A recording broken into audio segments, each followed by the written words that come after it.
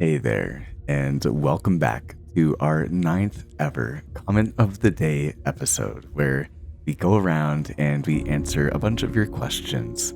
A wonderful video that you can kind of just put on in the background and relax to. And this episode, just like many other episodes in the past, I'm going to be asking myself a couple of questions as well. I think that it's really fun to just be introspective, and I kind of answer y'all's questions and I answer my questions, and kind of really just think about them as much as I can and elaborate as much as I can about them. So I'm looking forward to this one. If you enjoy it, consider leaving a like on this video, and once again, kind of just chill out and leave this on in the background while you play some Minecraft or get some work done or whatever you're doing, maybe some chores and whatnot. But I say, why not hop into our first comment of the day here, which comes in from Invixie1, who asks, do you think that you inspire your students to become YouTubers?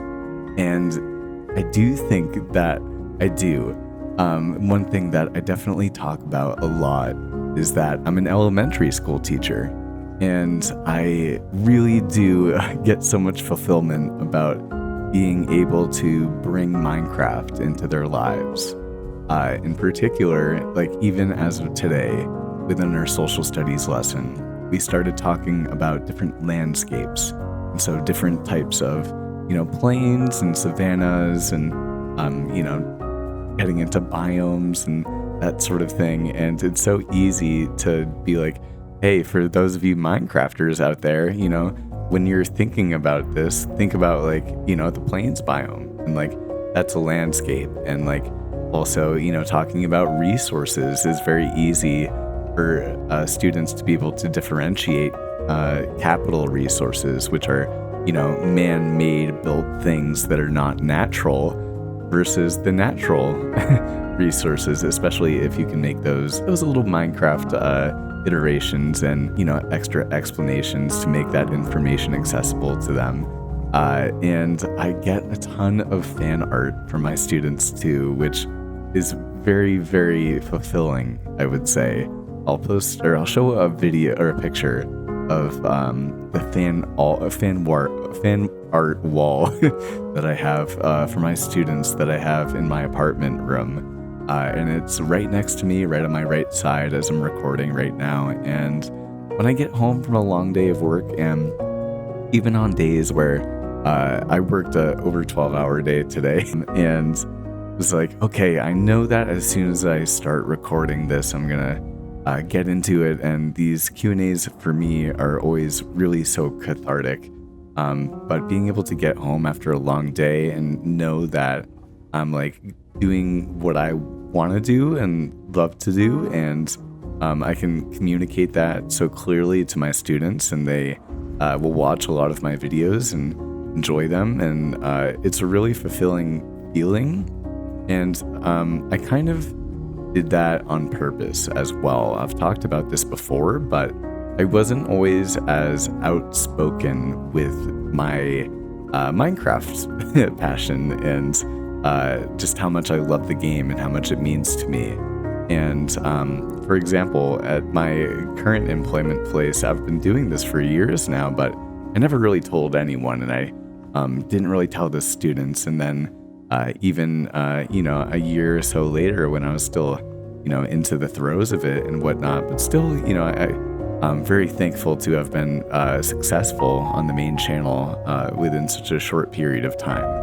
I'm very lucky about that, but I still wasn't, comfortable enough with it, and maybe even my routines with it and how I associated myself with it in particular, in order to really be expressive about what Minecraft means to me.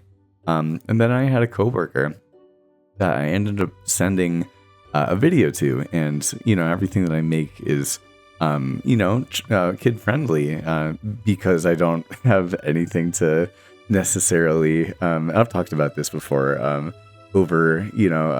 elaborate with profane words and that sort of thing, but it's really nice to be able to have my students be inspired, that as an adult figure and as someone that spends so much of their time with them, you're able to be passionate about the things that you want to do and love to do outside of work. Because you don't want your kids to become robots. You want them to grow and evolve and to be exactly who they want to be. And I think that any parent, or no, I can't say any parent, but I think that a lot of parents want their kids to just be exactly who they are in their most self. And that, at least that's for what I want for my kids as an educator. And I showed my coworker this video, and he was like, "Can I show it to the kids?" And he also is a musician as well, wonderful musician. And I'm actually going to use one of his songs in an upcoming video, which I'm very excited about. But he ended up explaining, because he was very expressive. He's a wonderful artist as well, just a very creative person.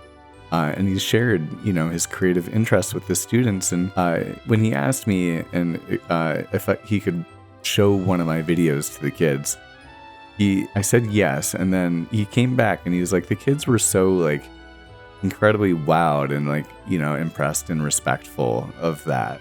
Their eyes were glued to the screen and they really enjoyed it. And I think I've really improved since then too. So I think it really can be, I try to put the best quality videos that I can out for sure. And I try to get better and better every single time. And so getting that reception and then him telling me his reason for why he shared his creative talents with his, school kids as well was that, he wanted to inspire them to be the biggest version and the best version of themselves that they could be.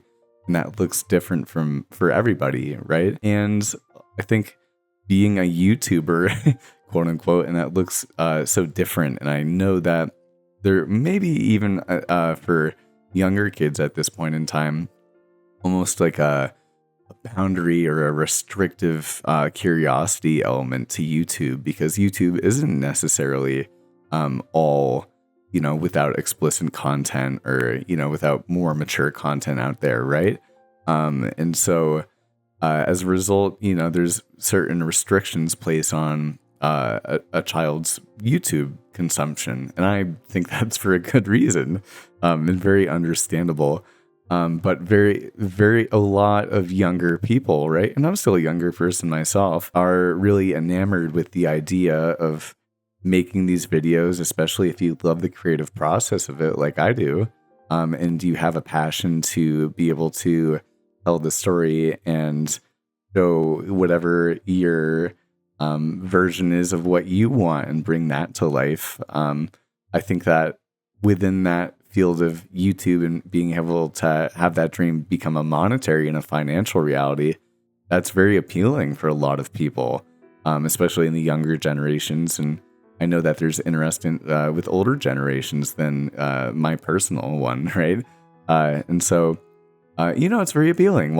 That's why I'm doing it as well. And I really just enjoy the process. But, you can be whoever you want to be. And that's what I'm doing. And that's why I'm so vocal and expressive with doing it. And I think that, based on the fan art and the kids saying that they liked my content, I had a student that was like, we were sharing out for morning meeting what we did over the weekend.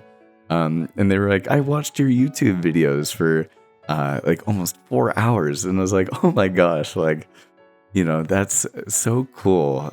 And, I'm very glad that I've always kind of tailored my content in the way that I've wanted to and not felt a need to be like, oh, I need to be so out there and boisterous or maybe, be extra accented with profanity in order to show a certain appealing version within YouTube. But I was like, no, I'm going to be me. And I think that it also relates to, I don't really use profanity that much, given the fact that I always work with kids and I always have and have enjoyed that. And so, of course, there's an expressive element to that, those ideas as well.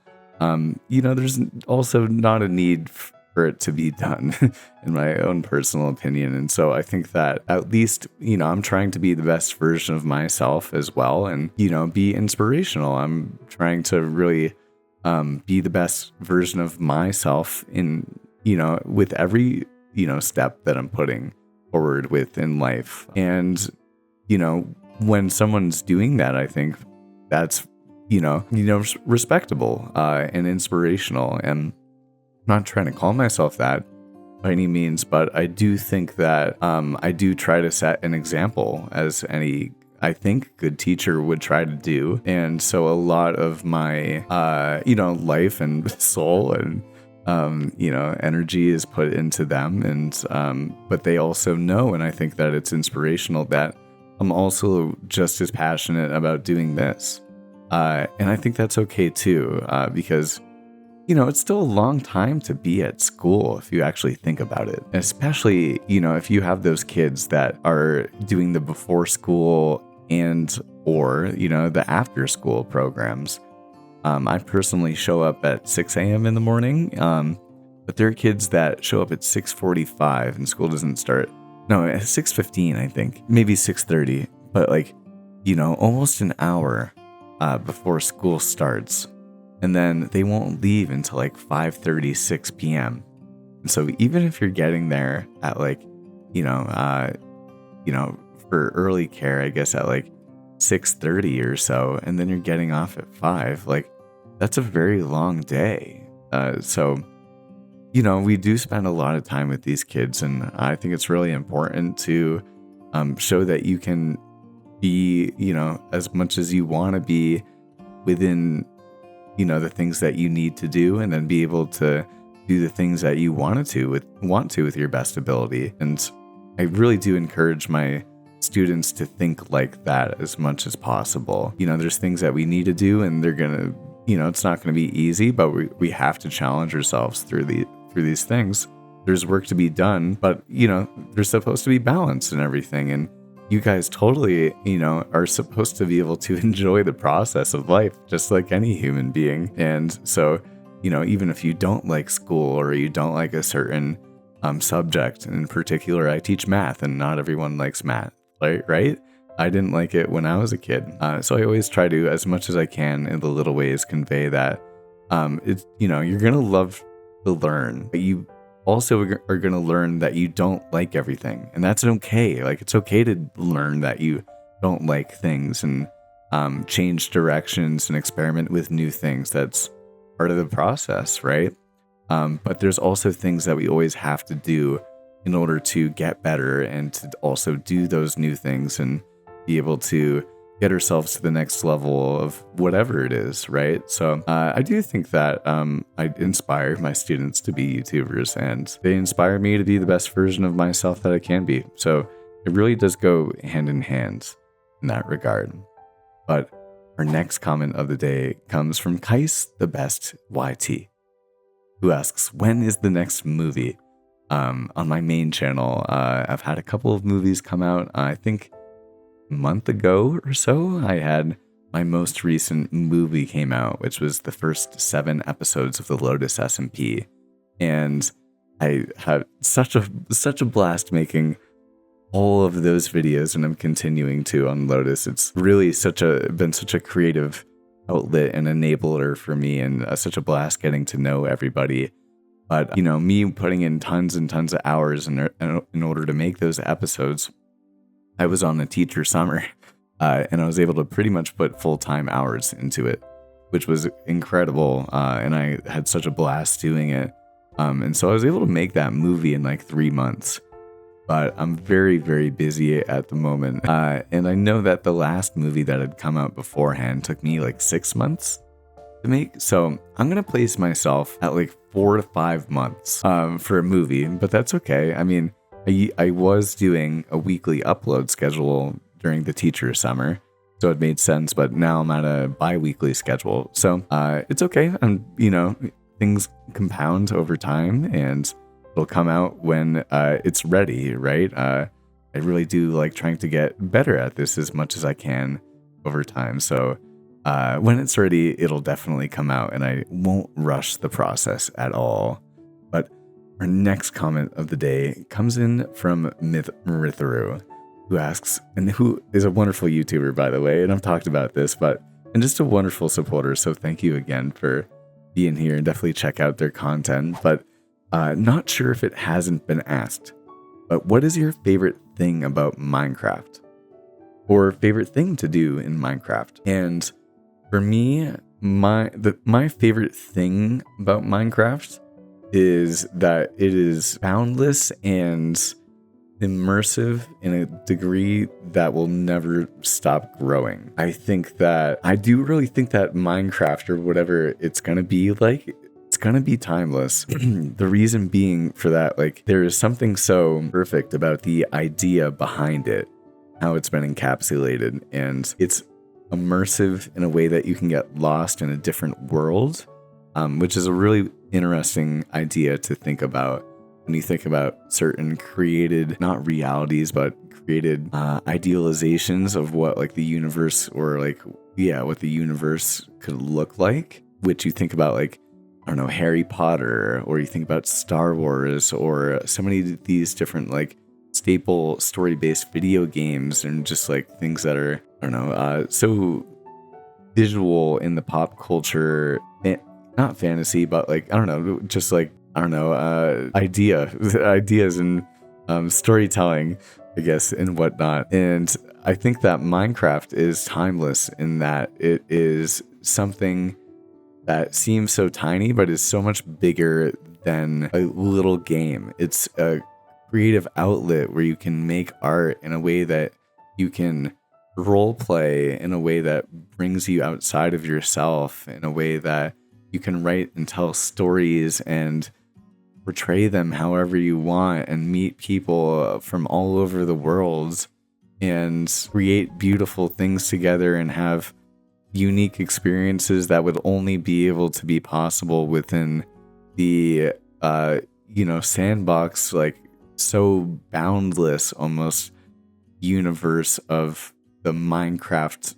envision of a different reality. And I think that human beings, balance is important in everything, and I think that we'll talk about that in a little bit. But I think that there's always been something really important about the outlet of being able to express whatever is going on behind the the empirical world, just like why, the whole idea behind, like, why are we here, and why do we interact with each other in these ways, and why, what is all of this about, and what's the meaning of life, and all that sort of really deep things. I think that part of that, psyche and subconscious has always been expressive in a way that, like, no other, why have we always tried to have and build and be so much more than ourselves in such a, material and physical and spiritual and personal sense, like as human beings and that sort of thing. And I think that Minecraft really captures that reality and is able to extend the bounds in a beautiful new way, where you can really have these, all of these different experiences that I was talking about earlier. And I didn't really think that at first. I was just like, Minecraft is an amazing immersive game.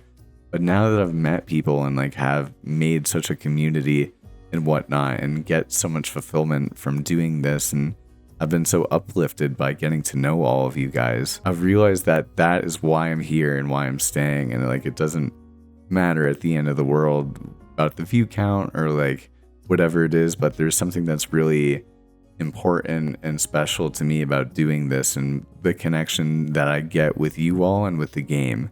And there's something about that, all of those things intertwined, that makes it also everything. So I guess it's not one favorite thing, but that is my first part of the answer. But my favorite thing to do in Minecraft is to terraform and to make farmlands, in particular. I guess just make things and put things into my environment.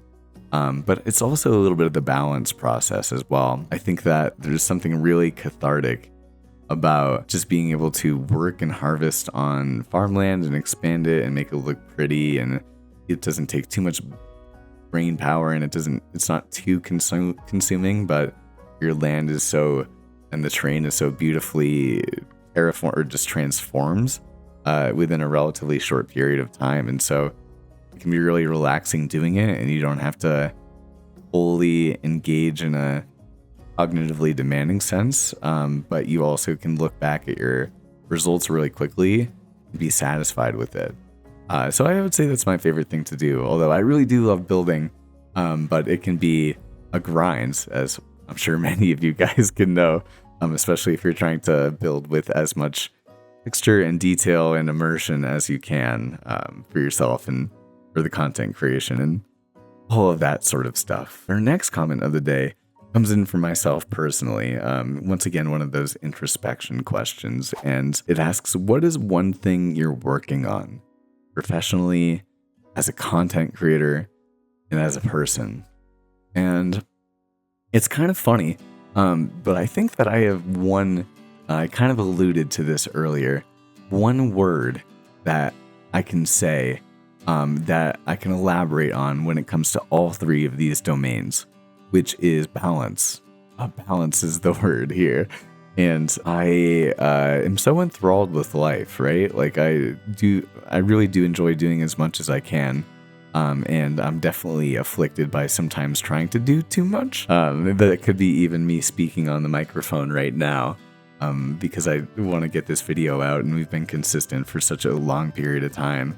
But I'm just in I've been pulled in many different directions. And so although I'm enthralled with so many different things, being able to juggle them while be able to find the balance in all the different domains with like being preparedness and having a low stress level and being physically healthy, but also being fulfilled emotionally and relationship wise. And, all those different sorts of things are difficult when you're juggling so many actual things that have deadlines and physical demands and energetical demands and social demands and all those different things. And so trying to find a balance is difficult. It's at a point right now where it feels like anything that I make or I do, there has to be a sacrifice related to it. And maybe that's just part of life too. But I think that maybe I could take a step back from a couple things, or I wish that life would permit for me to do a lot of the things that I would like to do. Or even more things I would like to do without having to make so many sacrifices, whether it be being able to hit the gym, which I don't get to do as much anymore, just exercise, being able to take a breather and decompress from stress, being able to play Minecraft, but also be able to like do it in a way that like I can have more time for other things as well, as opposed to being so spread thin that I try to make all of the little free time that I can into creating these things because I know how fulfilling it is for me. But when you're juggling so many things, you also have to, once again, make those sacrifices. And so, it's always like a checkers game, I would say, or a chess game. I don't know. Well, I guess kind of, a board game. And so like you're moving these strategic pieces and like always kind of like tracking your time and what needs to be done, but what also you want and need to do for your own fulfillment. And so finding that balance is definitely something that I'm working on. And I think I'm not alone in being like, it's hard to find the balance, especially when you want to do so many things. But that goes into our next comment of the day, which is a little bit more about the Minecraft sense of things. And it's from my second channel once again, but it asks, why do you make cinematics? And I've talked about this a little bit before, but I used to have a GoPro camera. And when I was younger, I was actually sponsored by a couple of GoPro related companies with like the accessories and whatnot. And I actually ended up breaking my GoPro after a couple of years of doing it and making a really big fan page to promote GoPro's content. And I wrote a letter to the CEO. I was like pretty young, like probably 13, 14, but I was like being really successful at the point in time. And the CEO, Nick Woodman, ended up sending me 2 new GoPros and like $250, maybe even more, maybe almost $400, $300, $400 worth of GoPro related stuff. And so I got super into it. And I was like, look at me, I'm sponsored and I've talked to the CEO of GoPro and I'm connected within the GoPro community.